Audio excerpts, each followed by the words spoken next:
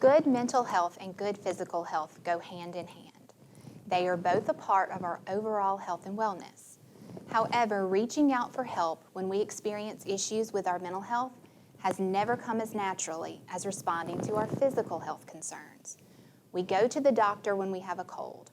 We make appointments for all kinds of health issues, and we go to the emergency care when we have a broken bone or another serious crisis.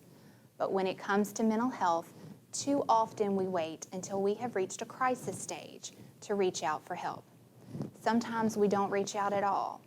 Other times we do reach out, but we turn to people we know and trust before we seek professional help. A lot of times that means the faith leaders in our community. That's you. I'm Wendy Bailey, Executive Director of the Mississippi Department of Mental Health. I want to thank you all for taking part in this Congregational Recovery Outreach Project. As faith and community leaders, you are the first point of contact for so many families when they have a crisis or a traumatic event. People turn to you many times before they turn to any kind of mental health professional.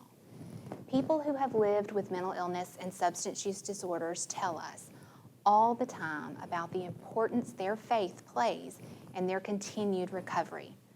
For African American communities, your role is even more important. African Americans are often less likely to seek mental health care than Caucasians, but the religious and social communities in Mississippi can provide a variety of support and resources when people turn to you for help. Your response to people in need plays a significant role in their lives and even in their health. You are in a unique position to assist your neighbors who need someone to turn to. Someone could be struggling with depression, with thoughts of suicide, or with addiction. They may feel hopeless, trapped, or be deep within despair. Sometimes you never know when someone is simply struggling to face another day. Mental illness and substance use disorders affect people's thinking, their moods, and their behaviors. They change functions in the brain. They are not moral failings. By helping people understand that and connecting them with services here in their local communities, you can make an even bigger difference in people's lives than you already do. In my role as Executive Director of DMH, I hope to be able to bring mental health issues to the forefront of our minds and to educate Mississippi about the warning signs, the risk factors, and how to find services for mental health and substance use. These are things we all need to know.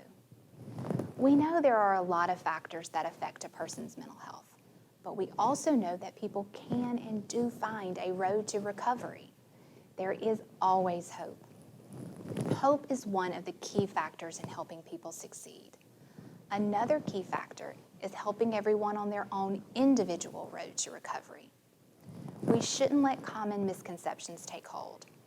Some people have the belief that a person should just snap out of it if they are experiencing a mental health condition. We do not tell people who've injured themselves, who've gotten the flu, or who are managing a chronic health condition to snap out of it.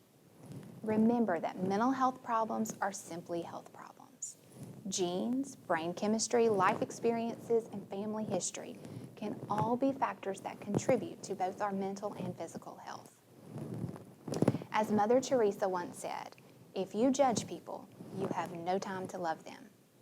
We want to focus on helping people through their dark times, connecting them to the services and supports they need, and lifting them up.